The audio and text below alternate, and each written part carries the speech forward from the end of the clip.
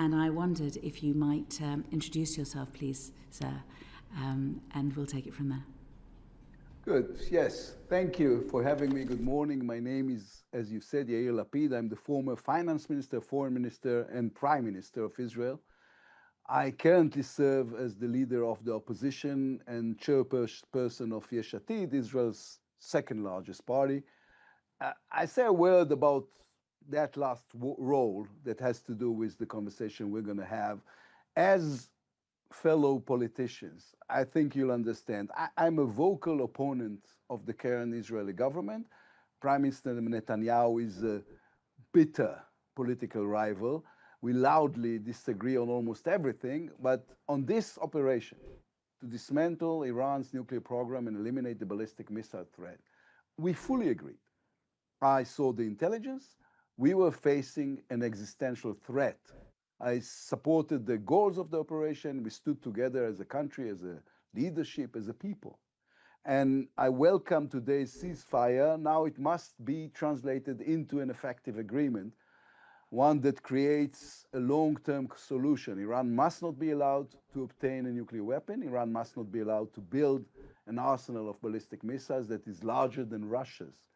Iran must not be allowed to fund and arm terrorist proxies across the region. Iran must not be allowed to threaten Israel, the region, or the world ever again. On that, I hope we can all agree. So thank you. This was, I know the Iranian ambassador spoke for 10 minutes. I took less of your time. Well, different styles, perhaps. And what we would like to do is begin by asking you particularly about Iran, but I think that there are obviously many of the people watching, and indeed we, are also very interested to hear your views on Gaza. So if we have time at the end, we would like to ask you a few questions about that as well. Sure. So I think what I'll do is I'll begin by asking Sir John if he wants to take up the first questions. Would that be all right? Yeah. No, I don't think it's best if you do. Mr. Lapid, thank you very much. We understand that Israel has agreed to a ceasefire with Iran. Can you say whether or not you think Israel has achieved its ambitions as a result of the conflict already, or is there still a risk to Israel as long as the Iranian regime remains in place? Well, first of all, we have to make sure the ceasefire lasts, because just, 45 minutes ago, which is 3.5 hours after the ceasefire took place, 2 Iranian missiles hit the Israeli north.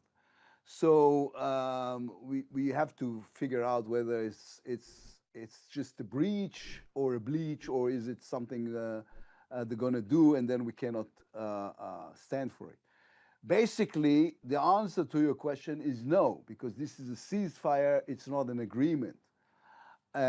We know we have heard significant targets of the nuclear sites inside Iran. We know the American attack on Friday night was very effective on Fordow and on Natanz and Isfahan. We are still gathering the intelligence on the enriched uranium Iran already had before this 12 days war. Since we knew to begin with that they have collected around enough material, enough enriched uranium, high-level enriched uranium, enough for about something in between 9 and 12 bombs. So some of it was smuggled, we don't know how much.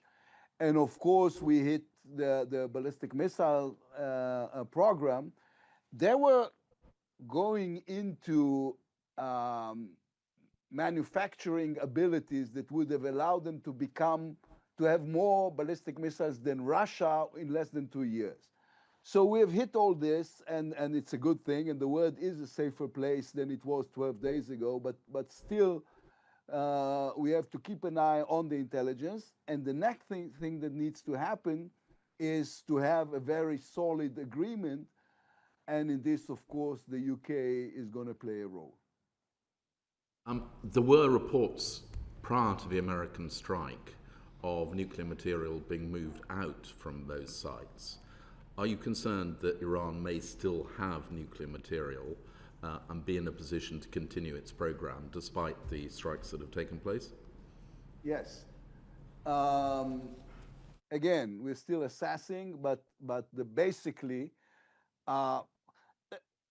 it's a bit complicated. There are only a limited number of places they can smuggle the uranium to. It's not something, you don't take it in a suitcase and put it at home until the fire stops.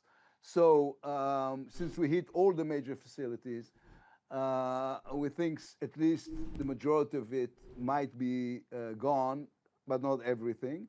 And we know that they're going to do their best in order to restore the ability and gather the material, because this is what they do. Part of the problem, part of the fact that we were forced into this operation is because this regime, like always, is lying and deceiving and cheating and doing everything in its power to hide it from the world.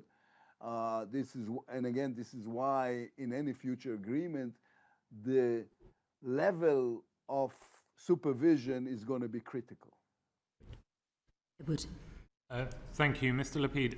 I'm interested in your view, based on the intelligence that you've seen, on time-wise how close Israel believes Iran was to having nuclear capability prior to the strikes by Israel and the US, and what your assessment is of how far that has been pushed out as a result of the attacks, or do you believe that it has been completely extinguished? Well, everybody's throwing numbers on the table, but it's not years, and it's not, and even if it's months, then not very few of them. And part of the intelligence we were seeing and sharing with the Americans, of course, and some of it with your intelligence as well, is the fact that Iran has revived its weapon group that was out of the game since the beginning of the 2000s. And this was done with the direct order of the supreme leader, of Khamenei. So not only that they were enriching uranium, not only that they have developed the next generation of centrifuges, they were also reviving the weapon group and all the capabilities involved. So they were running for a bomb. Now, I don't think Israel can afford, and the world can afford, even Iran as a threshold country. But this was more than a threshold country. This is running, and we felt and thought and saw intelligence that told us that we can wake up one morning with a first experiment of a nuclear weapon in the Iranian desert, and this would have thrown the entire Middle East into a nuclear arms race, because, you know, if the Iranians have one, then the Egyptians want one, the Turks want one, the Emirates might revive parts of their nuclear program that they already have, and of course the Saudis want one. So we felt that the danger is closing down on us and everyone else in the region, and therefore we were forced into action. And to the second part of my question, as a result of the strikes, what is your view on where Iran's capability is now in terms of timeline? Well, we don't know yet. It will take some time to assess all the damage, and this assessment will have to penetrate through all the future lying and deceiving of the Iranians, and we're going to share information and intelligence with our allies and friends in the United Kingdom included. So it's going to take some time to assess. But they were hurt, and they were taken backwards significantly. We just don't know exactly right now how much. I give you an example. The Americans were using the MOP, the huge bomb they have in Fordow. This is a bomb that penetrates the surface and then explodes 20 or 30 meters inside the facility. So it takes time. You don't get to assess what happened from satellites. You have to figure out other ways to assess what happened there, and it will take some time until we will know for sure. I don't know if we'll ever know for sure, but it will take some time until we will know better. I'm interested in your opinion, because obviously you can destroy facilities, you can set back their plans, but ultimately Iran still has the technical know-how, the scientists, the manufacturing ability to rebuild these, the enrichment process over, and the uranium mines. And the uranium mines over some period of time, should they wish to. So, in terms of what the desired outcome is, in your opinion, for Israel, is it that, is it enough to give up nuclear ambitions, or does Iran have to give up any desire for a civilian nuclear capability? What gives Israel confidence? Because Iran will continue to be a regional neighbor.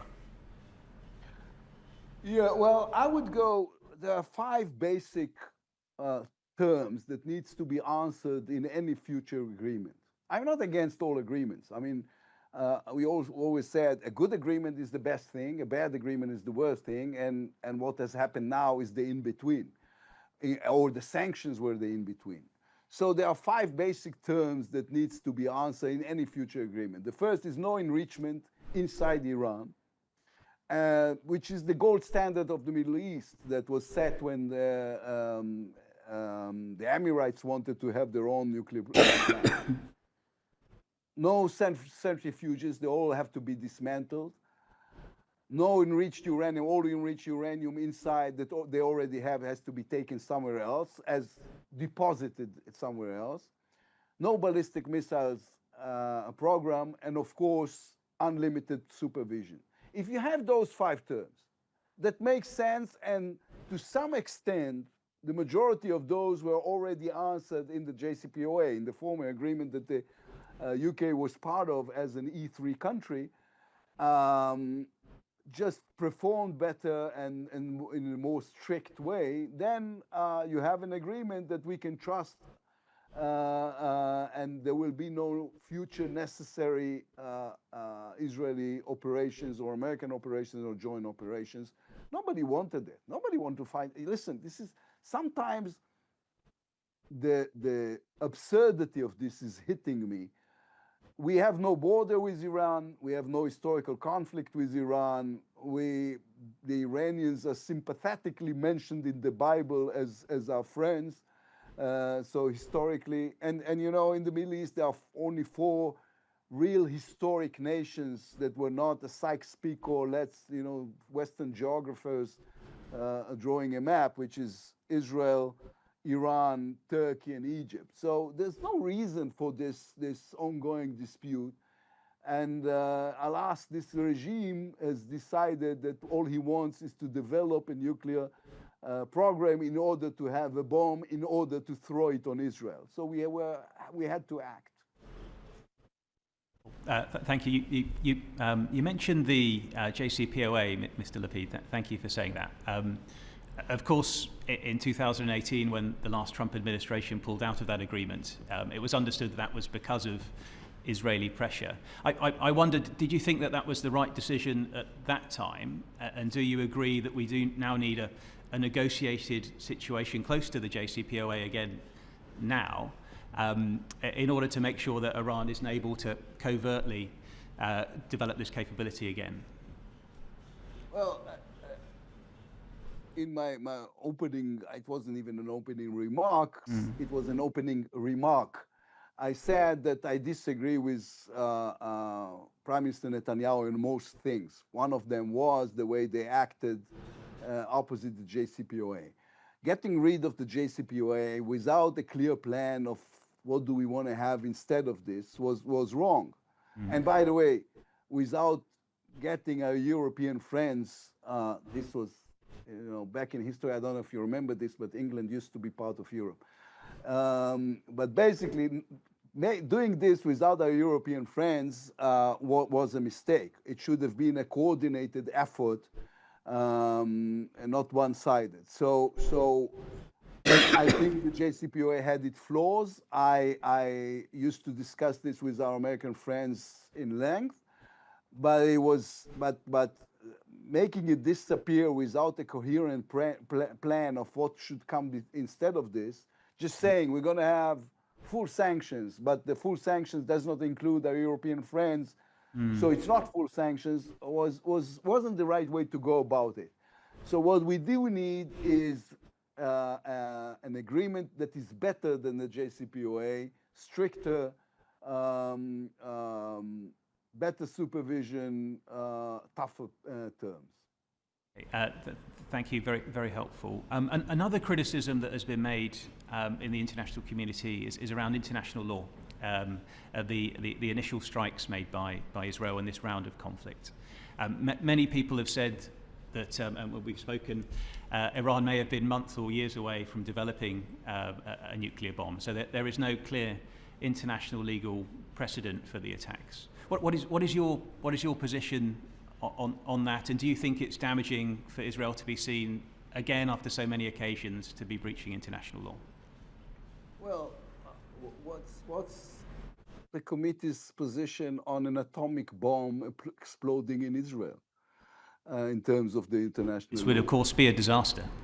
Yes. So yeah, you know, it's always a conflict whether or not to raise holocaustic arguments in discussions like this. We didn't speculate, we didn't feel, we saw the intelligence that tells us that Iran is rushing into the bomb, and the international law cannot do anything about it, or it doesn't have the willpower to do something about it, the international community. And we thought we cannot sit on our hands. Now, we are a law-abiding country, but the right for self-defense is part of the international law, especially opposite existential threats. So this is why we have operated the way we did. Let me remind you, if you're talking about the international law, there are only two countries, member states in the United Nations, in which one is openly saying that its goal is the total destruction of the other. The Iranians have said it again and again on public platforms. We are the Israeli ministers who have said similar things about the population in Gaza and Tehran. I mean, if we're just picking out individual statements. Okay, hang on. And let's not go into that rabbit hole at this moment. Can I perhaps approach it from another way? Let me see if I can put it this way. So we've heard your evidence that that Israel was under threat, and certainly the bellicose language used by Iran was something that we put to the ambassador. The fact that they had nuclear material that seemed to be much purer than 3.6% without any kind of explanation for it also is very threatening to Israel. We appreciate all of that, but the evidence that the threat was an imminent one is something which is, I think, an important point. And although it's something that the Israelis have said, and sometimes the Americans have said, some Americans have said, and some Americans have said many things, within a few days. What we haven't had is we haven't had any evidence. And I wondered why, if the Israelis believed that they were under imminent threat, why it was that they didn't produce that evidence before the international community. Don't you regret not putting that evidence before us all so that we can understand why it was an imminent threat as opposed to a threat that may happen within a few months or a few years? And as my colleague has said, if it's a question of the threat a few months or years ahead, we will get back to that position again unless we have negotiations. It's a fair question. If you are, while you're presenting to the world the factual imminent threat, usually it's too late. But on top of this, and of course, you're always limited by the fact that you don't want to surrender your intelligence sources. Now, the entire international community is a bit post-traumatic from the United States going to war against Iraq based on information that is flawed. This is not the case. How do we know that?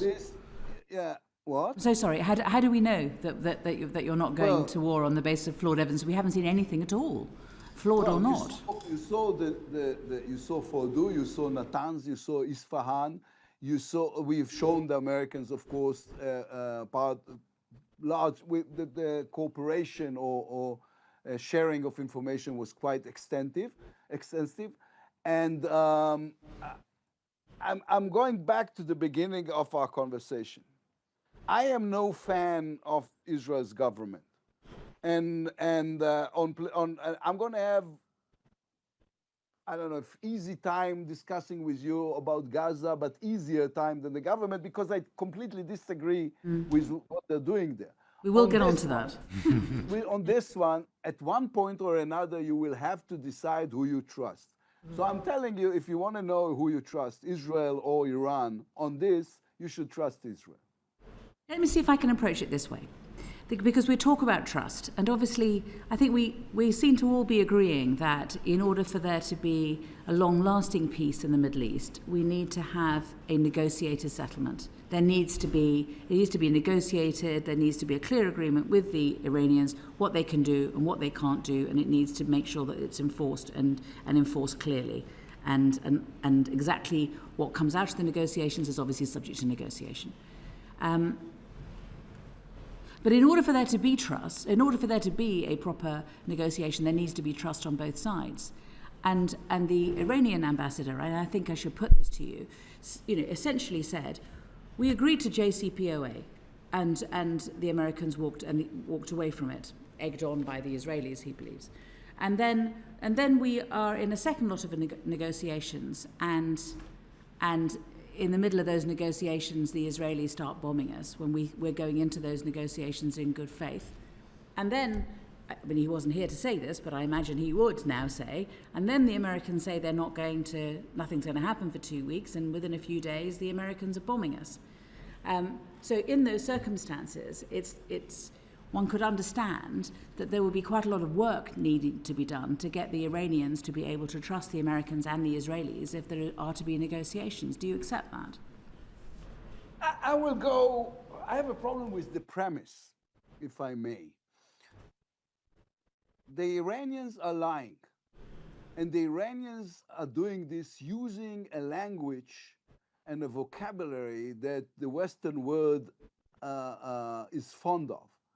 They are talking about international law while oppressing the young and the women and the LGBT community. They're talking about democracy when they are not a democracy.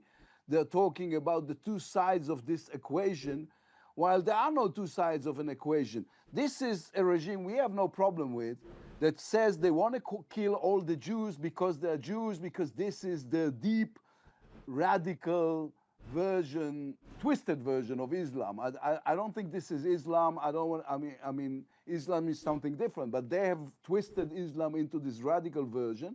But they know that when they're talking into the oldest parliament in the world, they need to say things about their rights and our duty to recognize their side of the story. Okay. I don't accept this premise. Okay. May I take you back to Edward? And then I think Uma's here, so Uma may have some questions for you. Thank you, Chair. Thank you, Mr. Lapid. I'm interested in just following on a little bit from the Chair's point and going back to the 5 things that you outlined in terms of what Israel is looking for Iran to agree to. And I'm sort of struck by the fact that having just been bombed by 2 nuclear powers, giving up your nuclear ambitions, wouldn't seem to incentivize the Iranian regime to give up its nuclear ambitions. So I just wonder whether or not you think that it is possible to reach an agreed peace with Iran based on the 5 principles that you outlined, or does there need to be regime change in Iran for Israel to be able to achieve those 5 things? Well, I've not against the idea of a regime change in Iran, but this is for the Iranian people to decide.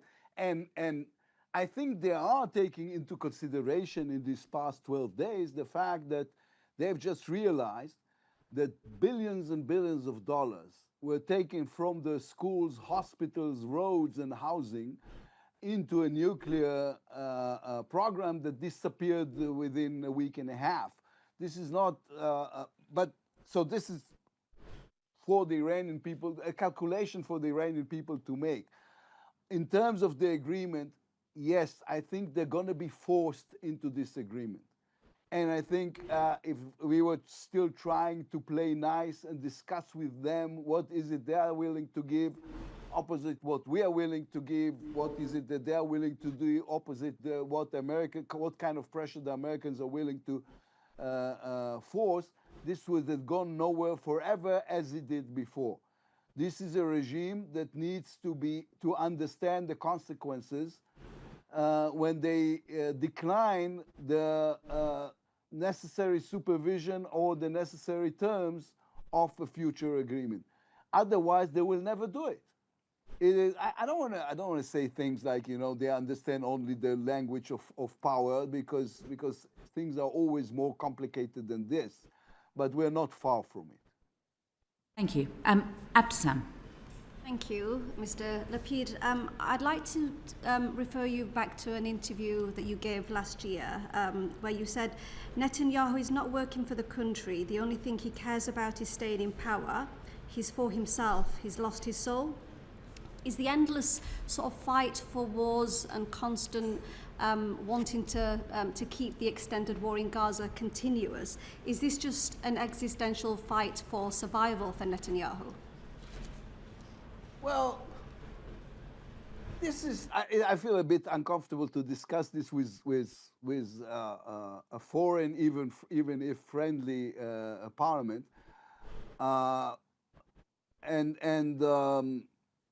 Just on a personal note, I am so tired of analyzing his psychological motives. This has become an international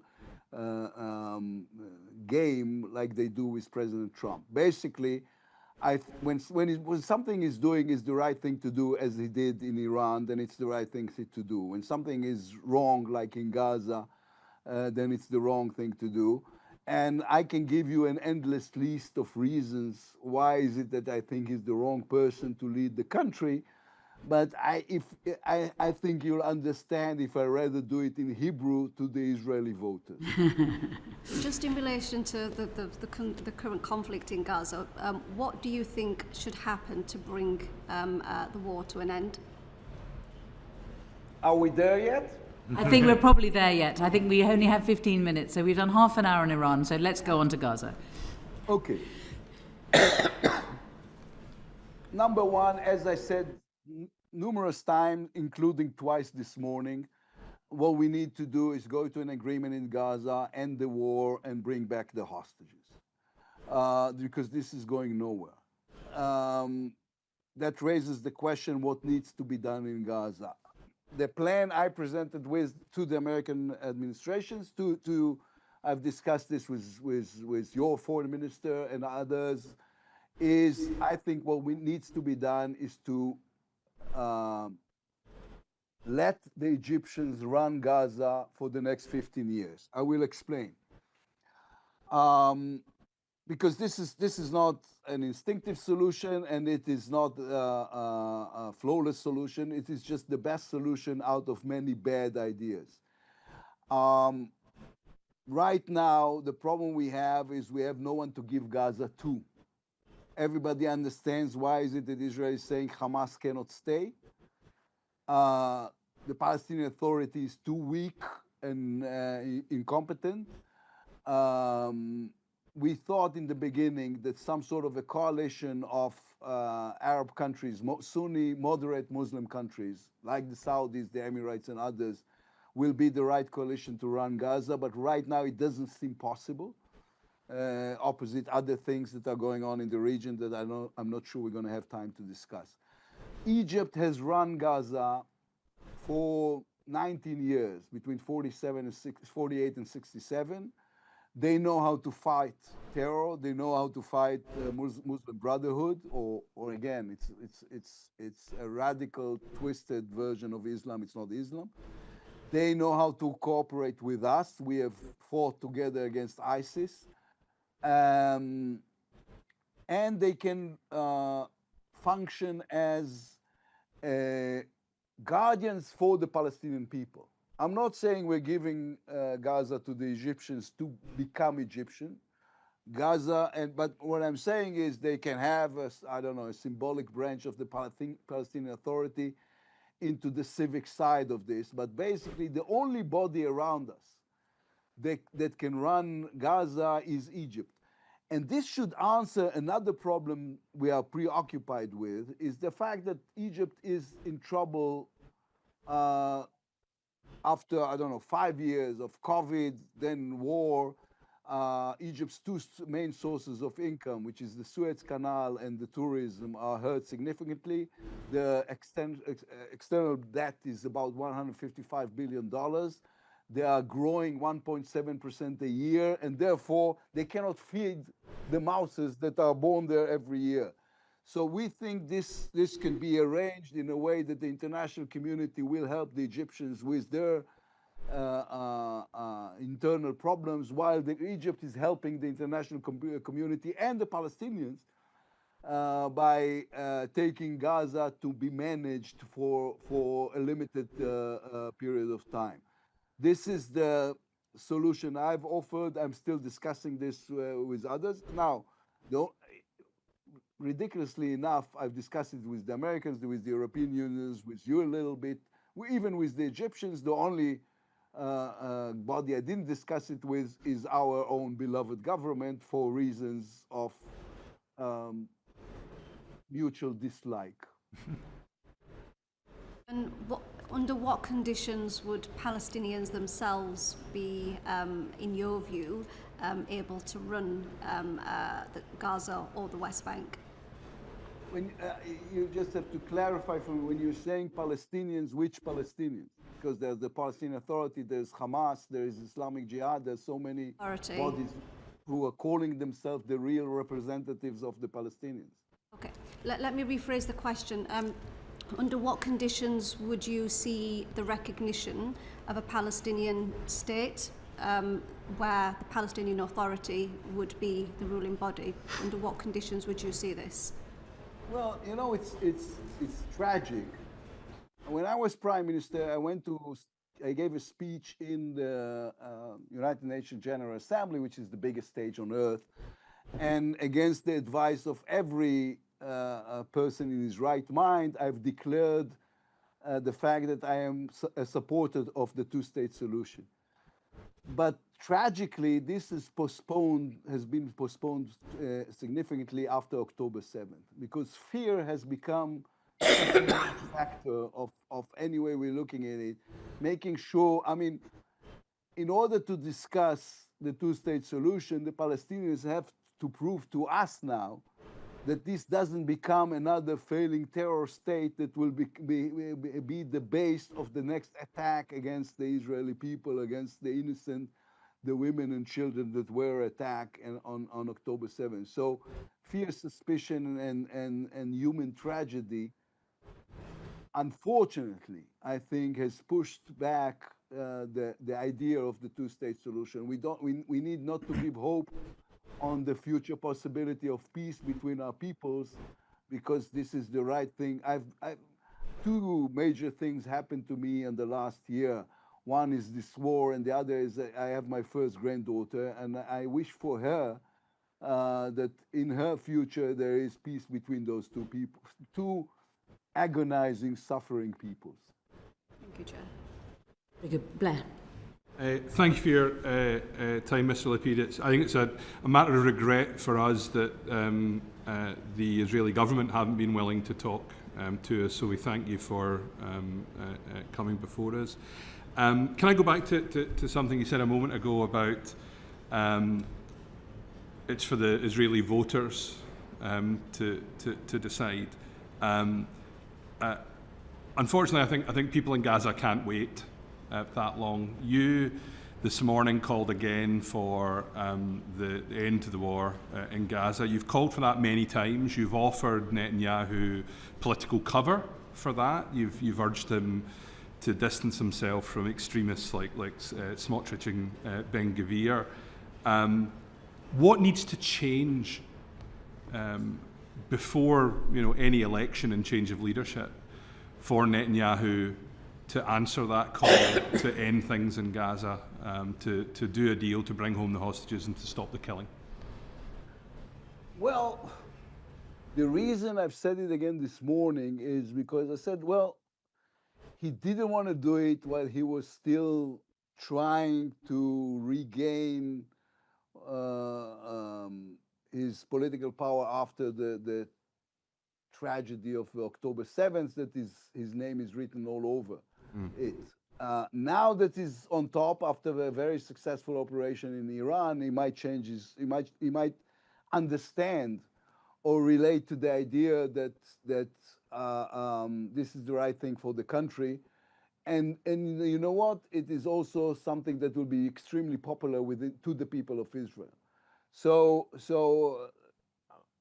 as you do in the opposition, you have the right idea and you push it, trying to make sure that in the moment it will become relevant, you'll be out there with the right call. So this is what we were trying to do.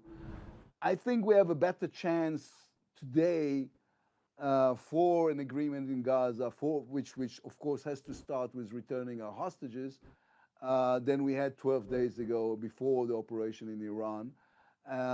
I will discuss this, of course, with the Prime Minister and with the coalition in the future, not weeks but days. And to go back to your original premise, I represent a very large Jewish community, and many of them have been obviously deeply traumatized by the pogrom on October 7th, but also deeply shocked by everything that's followed as well, and they worry deeply that Israel's international reputation has been deeply damaged by what's happened, not just in Gaza, but what's happening in the West Bank as well with settler violence. If you were Prime Minister tomorrow, what would change? What would change in terms of humanitarian access in Gaza, in terms of challenging the violence in the West Bank? First of all, if I may use the example that is in front of me, one of the things I would have changed is you've said that the government refused to talk to you, and you thank me for being here. If I was the Prime Minister, I would have talked to you and the government would have talked to you. The Israeli government was way too busy in victimizing themselves instead of explaining to the world what is it that we do and what kind of enemy are we facing and what are the circumstances that leads to the tragedy in Gaza. And I tell you something more. They have neglected their duty, not only as a government, but also as human beings. And you've mentioned the Jewish congregation in your area. This is also has to do with Jewish morals, to say we are sorry for the loss of life in Gaza. We are sorry for every child that has died in Gaza. Children should not die in grown-ups' wars. And we're going to do our best in order to prevent this. And when it doesn't succeed, because we are fighting a horrible enemy in a very dense populated area, that is using his own children as human shield. But when it happens, we are so sorry about this, and our heart goes out for them, and we have to make sure we find ways to be helpful to them. And the reasons that our government has neglected their duty to say so is cynical and political in ways that I find hard to not only to relate to, but to forgive. You see, I tried not to attack my own government in the British Parliament, and couldn't do it because this is so emotional for us all. So this is one. And two, I would finalize a deal in Gaza a year ago. There's no reason on earth this is going on for 620 some days.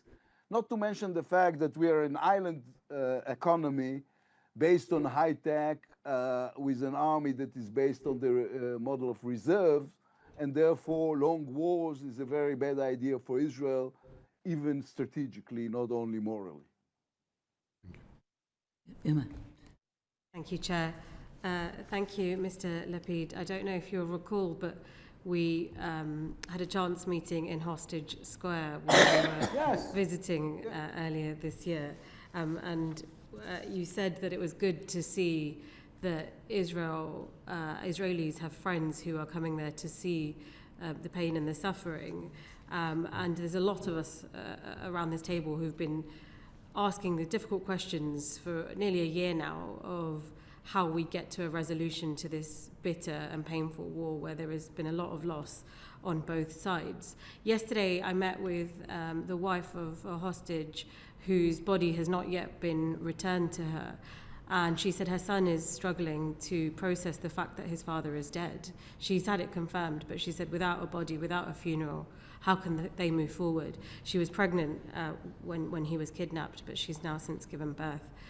She was pleading with me to do everything I can and everything we can on the Foreign Affairs Committee to use our voices to call on the Israeli government to do everything they can to bring the hostages home and the bodies as well. And we know that's a sticking point for ceasefire negotiations, for things moving forward. Why is it, in your view, that Benjamin Netanyahu and the Israeli government haven't put further pressure on bringing the hostages and the bodies home? I don't know. I've been asking myself this question every morning and every night when I go to sleep, and then every morning again. Why is it that they don't understand that there will be no healing process in Israel before the hostages are back?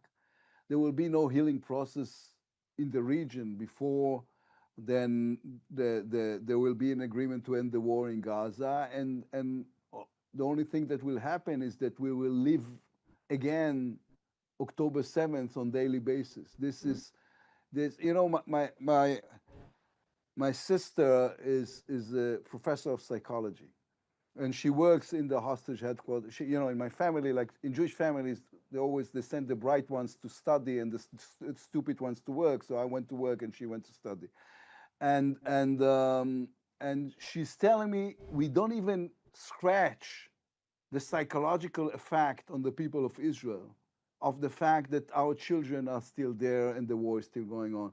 So why is it that our government is not willing to take the extra effort and finish this is beyond my comprehension.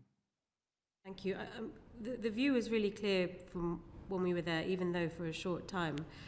A lot of the Israeli people, the general public, are quite tired of the situation, and they do want this to end. A lot of them have real sympathy for the plight of the people in Gaza, including some of the hostage families that we met who were worried about the women, the mothers in Gaza, and they've seen them struggling without food, without aid, without medical supplies. So there is a feeling in the Israeli public that this has gone on for too long.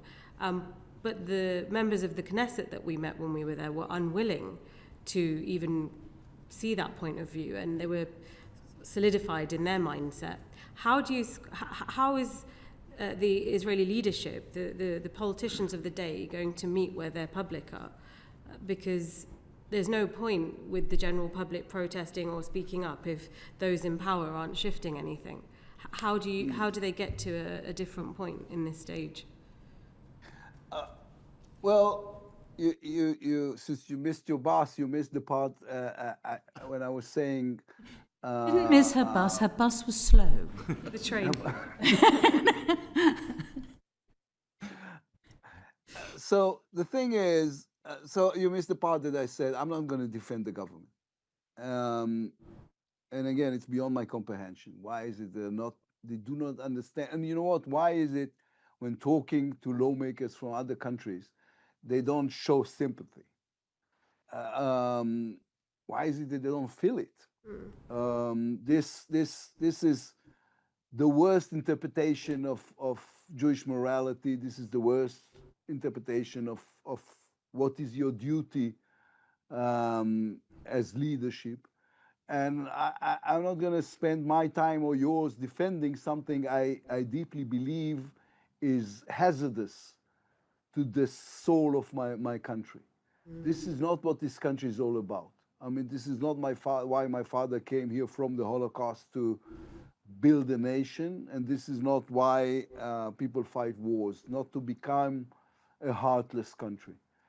We are a country with a heart in a difficult situation, surrounded by bitter but terrible enemies, fighting the worst kind of terror on daily basis, but this doesn't justify becoming like them. This only comes to emphasize the necessity and the duty to be different. And not everybody in our government remembered this. Can I ask you a question about your plan? Just because I think probably we ought to, for the sake of completeness, just put this aspect as well. I mean, the Egyptians don't agree with it, do they? Which is a big problem. Well, it depends. You know, when I was in Washington discussing this, I said to them, you have to understand, because we know the Egyptians pretty well. The first thing they're going to say is no, and then they're going to discuss it. This is, I mean, we've been working with them. I mean, one of the, you know what, it's an encouraging thought that wars come and go in the Middle East, but if you're looking at this, agreements survive. We have a peace agreement with the Egyptians for 50 years now, and with the Jordanians for almost 40. And the Abraham Accords that everybody thought were really, really fragile has lasted the last 2 years of what happened in Gaza. So the agreements we are signing seem to be more solid than the fighting that came before them. And I think we know how to close a deal, especially if it takes into consideration the internal problems that preoccupies Egypt and the Egyptian leadership. And besides, and people needs to remember, and I reminded the Egyptians that the reconstruction and rebuilding and rehabilitating of Gaza is going to be the second largest economical project in the Middle East after the rebuilding, reconstruction, and rehabilitating of Syria. So it's big business. It's the right thing to do. It's bringing them back to the position they always had, which is the most important Arabic country. It has so many advantages to Egypt that I believe we can find a way. And you know what? It doesn't even contradict. And the Egyptians agree with me. It doesn't contradict the plan that the Egyptians themselves has presented in the Arab League last 2 Arab League meetings, because it's going to be some sort of an interim stage towards the plan they have presented. What you mean is the plan that the rest of the world believes is the way forward, which is 2 states. The rest of the Arab world. Yeah, but they also want 2 states. Well, as I said, we don't want to. Listen, there was a funny. It was funny to me. I don't know if you're going to find it funny. Before the conference in Saudi Arabia, when President Trump went to Riyadh and everybody was invited but us, and somebody asked me about this, and I said, this is weird. This is because the only thing the Saudis wanted was that Netanyahu will say something about the possibility of somewhere down the road in the far future, if all Palestinians will converted to Judaism and become blonde, then we will agree to a 2-state solution. And he refused. And I've said on Israeli television that this was the very first time ever that everybody was asking Benjamin Netanyahu to lie, and he refused. So, yes, eventually I want peace with the Palestinians. And this shouldn't be off the table ever, because this is what I want for my children. And not being able even to say it out loud is just not only ridiculous but also cowardly. This is not going to happen in the near future, but we have to have a future. And there's, on top of this, of course, the necessity not to take steps in the West Bank that will make things irreversible. Yes. Hopefully, or naturally, we're going to wait for the next government in order to do so. Thank you very much. Well, your staff are sending messages to mine to say that we ought to wrap up, but I'm going to ask just one more question for Uma. Just behind the camera I'm looking at, there are 5 people who's doing this all the time. Whereas I have people behind the camera saying, keep speaking, we want to hear more of what you have to say. But Uma, you can ask the last question. Thank you, Chair. And thank you, Mr. Lapid, for your evidence today. You said that you wish for peace between the two people, as do we all, and I think so too do the rest of the world. To get there, we do need to see this two-state solution. You know, it has been kicked down the road for quite a long time. The situation in Gaza is perilous. The hostage families are crying out for an end to this. The people of Israel have suffered for a long time, and the Gazans are suffering daily. How do we get to the two-state solution if the Knesset are not willing to say this out loud or have this conversation? Well, first of all, not all the Knesset, as you just heard. I think part of what is, it's interesting, there was a huge discussion here about Churchill, because Netanyahu's followers said all the time, you see, he's the new Churchill, now he fought Iran, he was the one who said, when he was walking alone in the dark, saying Iran is the biggest threat, now the entire world understands, as Churchill did before World War II.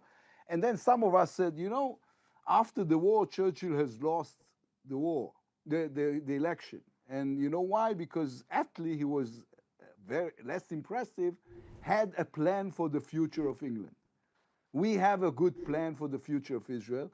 And I don't know how much you follow Israeli domestic politics. I know, Uma, Parliament member, I know you do more than others. In every poll in the last 2 years, they're going to lose this coalition. They're going to lose because they have no plan for the future of Israel. They're just selling fears all around. The world is in the midst of an international struggle between populists and alarmists and people who are just making sense and trying to build better future. And the only principle in politics that works is the pendulum principle. And the pendulum now is moving our way. So I'm optimistic about the possibility of a Knesset with a majority of people who are saying, yes, we want to have a better future for our children, and this better future includes peace with our neighbors. Thank you. Good. Thank you. Thank you very much. We will put your staff out of their misery and allow you to go. But thank you very much for your time today. We really do appreciate it. If there's anything that occurs to you that you think that perhaps you would also like to put before us, then please do write to us after this session. And again, thank you again.